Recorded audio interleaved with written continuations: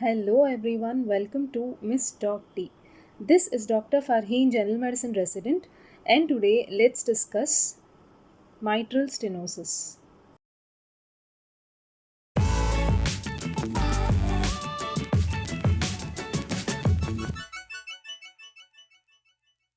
So first we'll look at a simplified heart diagram. So this is the right atrium, and this right atrium receives the deoxygenated blood. Then through the tricuspid valve, the deoxygenated blood reaches the right ventricle, and then through the pulmonary valve, this blood passes through the pulmonary artery, and then it is oxygenated in the lungs, and the oxygenated blood is then returned to the left atrium through the pulmonary vein. It then reaches the left ventricle through the mitral valve, and from the left ventricle it is pumped into the aorta through the aortic valve, and then it reaches to the rest of the body. So now we'll look at a mitral valve. This is the closed structure of a mitral valve, and these two pictures below are open mitral valves. So the first picture is the opened mitral valve, which is normal, and the second picture is an open mitral valve that is stenosed. So normal area of the mitral orifice is 4 to 6 centimeters square, and if it is less than 4 centimeters square, it is known as stenosis. Severe mitral stenosis means the mitral orifice is less than 1.5 centimeters square in area. Now, when there is mitral stenosis, the mitral orifice is narrowed, and so as the blood passes from the left atrium to the left ventricle, there is a turbulence. And then, as the mitral valve opening is decreased, the blood remains in the left atrium, and then it exerts pressure over the left atrial wall, increasing the left atrial pressure, causing left atrial enlargement. As the pressure further increases, it exerts pressure in the pulmonary vein. So there is an increased hydrostatic pressure in the pulmonary vein that will cause transudation of the fluid, leading to pulmonary congestion. So pulmonary congestion causes symptoms like shortness of breath, orthopnea, paroxysmal nocturnal dyspnea, cough, hemoptysis, and recurrent pulmonary infections. As the pressure further increases, it is transmitted back into the pulmonary artery. So, increased pressure in the pulmonary artery leads to pulmonary arterial hypertension. So, further increase in the pressure is transmitted back into the right ventricle, causing right ventricular enlargement. And as the pressure further increases, it is transmitted back through the right atrium into the inferior vena cava and into the superior vena cava. So increased pressure in the inferior vena cava presents with edema and ascites. So now this is the entire pathogenesis of mitral stenosis. Now, as the mitral valve orifice is narrowed, the flow of blood from the left atrium to the left ventricle produces turbulence. So normally the blood flows from the left atrium to the left ventricle in the diastole, and as the blood is flowing through a narrowed orifice, there is turbulence of this blood flow. So in the diastole, there is an abnormal sound which is created because of this turbulence of blood flow from the left atrium to the left ventricle, and this is known as the mid-diastolic murmur. So turbulence of blood flow from the left atrium to the left ventricle leads to the mid-diastolic murmur, and closure of mitral valve produces S1. So here, as the mitral valve is stenosed, the sound which is produced is loud, and so a loud S1 is produced in mitral stenosis.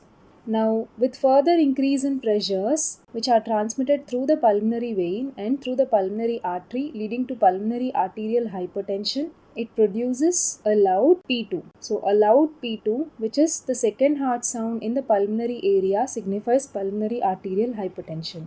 Now, as the pressures further increases and it is transmitted into the right ventricle, causing the right ventricular enlargement, it leads to parasternal heave. Further increase in the pressure can cause tricuspid regurgitation, which causes a pansystolic murmur, and then increased pressure transmitted to the superior vena cava can cause an elevated JVP with a prominent A wave. So, stenosed mitral valve will cause turbulent flow, producing a mid-diastolic murmur, and closure of stenosed leaflets produces a loud S1. Then increased pressure in the left atrium that is getting transmitted back into the pulmonary vein, causing symptoms of pulmonary congestion like shortness of breath, orthopnea, paroxysmal nocturnal dyspnea, cough, hemoptysis, and pulmonary infections. And further increase in the pressure transmitting into the pulmonary artery produces pulmonary arterial hypertension, which is clinically seen as loud second heart sound in the pulmonary area, which is loud P2. And as the pressure further increases, there is right ventricular enlargement seen as a parasternal heave, and further increase in pressure transmitting into the inferior vena cava causes symptoms like edema and ascites. And if the pressure is transmitted into the superior vena cava, it produces an elevated JVP with a prominent A wave. So this is about the clinical signs of mitral stenosis. So in a human body, heart is not placed like the four-chambered view which is shown in the picture. This is just a simplified format for an easy understanding. In a normal human body, mitral area is where the mitral valve sounds are best auscultated, and it corresponds to the left fifth intercostal space in the mid-clavicular line. The tricuspid area is where the tricuspid valve sounds are best auscultated, and it corresponds to the left fourth intercostal space just lateral to the sternum. The pulmonary area is where the pulmonary valve sounds are best auscultated, and it corresponds to the left second intercostal space just lateral to the sternum. The aortic area is where the aortic sounds are best auscultated, and it corresponds to the right second intercostal space just lateral to the sternum. So here, as there is mitral stenosis, the mid-diastolic murmur and the loud S1 corresponds to the mitral area, that is the left fifth intercostal space in the mid-clavicular line. And a loud P2 because of pulmonary arterial hypertension corresponds to the pulmonary area, that is the left second intercostal space just lateral to the sternum. And the parasternal heave, which indicates the right ventricular enlargement, corresponds to the third and fourth intercostal spaces in the left parasternal area. So here, the mid-diastolic murmur is because of the turbulent flow of blood from the left atrium to the left ventricle. The loud S1 is because of closure of the stenosed valves. Loud P2 is because of pulmonary arterial hypertension, and parasternal heave is because of the right ventricular enlargement. Similarly, if the pressure is further elevated, transmitted back into the superior vena cava, it can also cause elevated jugular venous pressure. Apart from these, some other auscultatory findings of mitral stenosis is an opening snap. So what is an opening snap? Normally, the first and the second heart sounds are produced because of closure of valves. So closure of atrioventricular valves produces the first heart sound, and closure of the semilunar valves produces the second heart sound. And here in mitral stenosis, when there is opening of mitral valve, there is a sound that is produced due to sudden tensing of the valve leaflets, and this is known as an opening snap. So opening snap is because of sudden tensing of the valve leaflets and also the subvalvular apparatus in mitral stenosis. So following this opening snap, that is opening of the mitral valve, which is already narrowed down, the blood flows from the left atrium to the left ventricle through a narrowed orifice, causing turbulence that produces the mid-diastolic murmur. So following the opening snap, there is a mid-diastolic murmur. And at the later part of the diastole, there is atrial contraction, because of which the turbulence further increases and the murmur also increases further. This is known as a pre-systolic accentuation of the mid-diastolic murmur. So following this mid-diastolic murmur, there is closure of the mitral valve producing S1, which is loud here because the mitral valve is stenosed, and then the blood which has reached the ventricles is pumped out into the aorta, and then the aortic valve closes producing S2. So again the same cycle repeats. Opening of tensed leaflets of mitral stenosis produces an opening snap. Following this, the turbulent flow of blood from the left atrium to the left ventricle produces a mid-diastolic murmur, and as there is atrial contraction in the later part of the diastole, there is a pre-systolic accentuation of the murmur. Then the valve leaflets close producing a loud S1, and as the blood from the ventricle is emptied into the aorta and the aortic valve closes, it produces S2. So again, opening of the mitral valve leaflets causes the opening snap.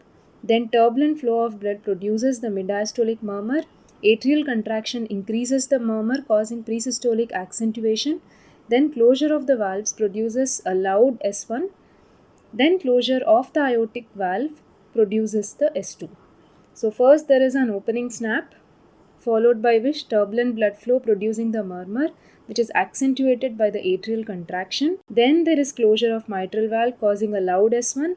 And finally, the blood from the ventricle is pumped out into the aorta and the aortic valve closes, producing S2. So this is how diagrammatically the auscultation of mitral stenosis can be presented. So clinically, when you hear the S1, it should be loud in mitral stenosis, and before S1 there should be a murmur.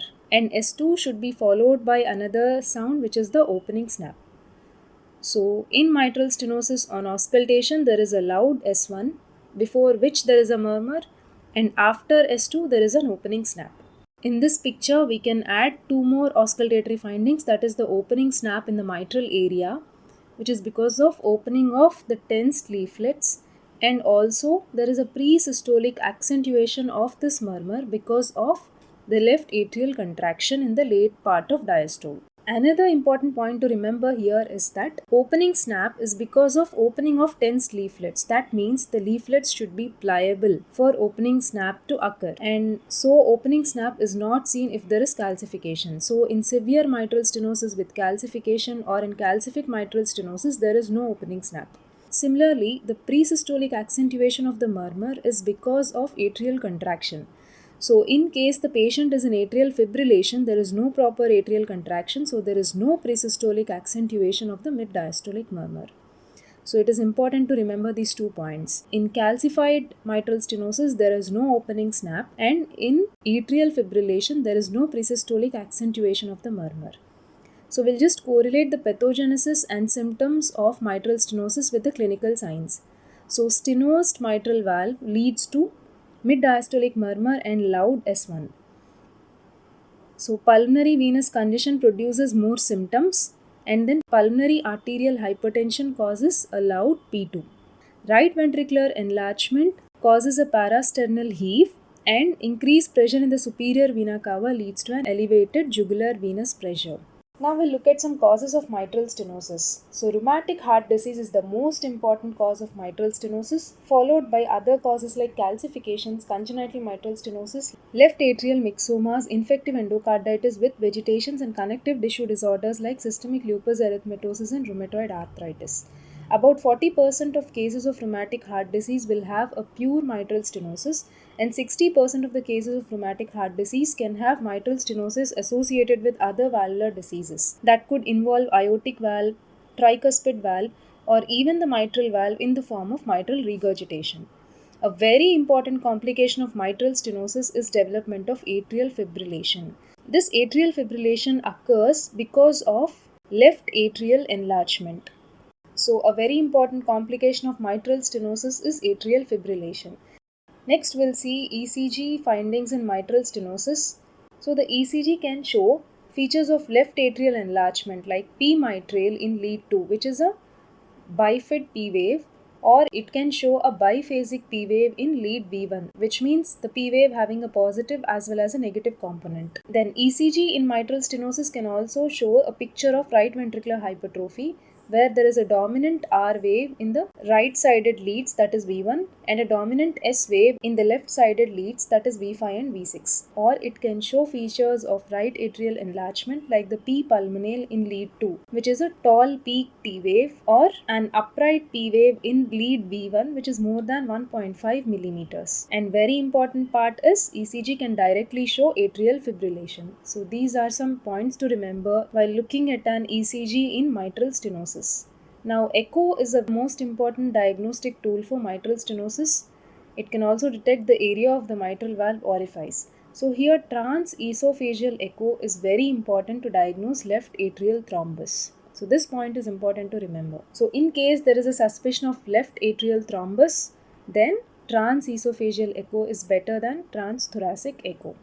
Now coming to the management of mitral stenosis. Mitral stenosis is treated if the patient is symptomatic with NIHA class 2 to class 4 of breathlessness, or if the mitral valve area is less than 1.5 cm square. So there is both medical and surgical management, but surgical management is more important, and surgical management is again of two types. First is the percutaneous balloon mitral valvotomy, PBMV, and the second is the open surgery with mitral valve replacement. So coming to the medical management, it is just symptomatic. So if the patient has AF, then beta blockers, calcium channel blockers, anticoagulants, and antiarrhythmics. So, surgical management is the most important stay of treatment in mitral stenosis. Now, which patients should receive PBMV and which patients should receive mitral valve replacement is the question here. So, the answer to this, there are 4 points that have to be remembered in deciding the patients for surgical procedure. The first one is to look at the anatomy of the mitral valve. So, in case there is limited valve fibrosis, with limited subvalvular thickening, limited calcification, and pliable leaflets, then PBMV is sufficient. But if there is severe fibrosis of valves or severe subvalvular thickening or severe calcification of mitral valve and immobile leaflets, then open surgery with replacement is needed. And if a left atrial thrombus is absent, then PBMV, and if the thrombus is present, then an open surgery is required. If there is associated valvular lesions like mild MR, then PBMV is sufficient. But if there is severe mitral regurgitation or involvement of any other valve, then open surgery and mitral valve replacement may be needed. And one more indication is when PBMV is failed, when it becomes unsuccessful. And this is about the management of mitral stenosis. So I really hope this was helpful to all of you. And that's all for today. Thanks for watching. Hope you liked it. Let's meet again with another new topic. Till then, just take care, be happy, and stay safe.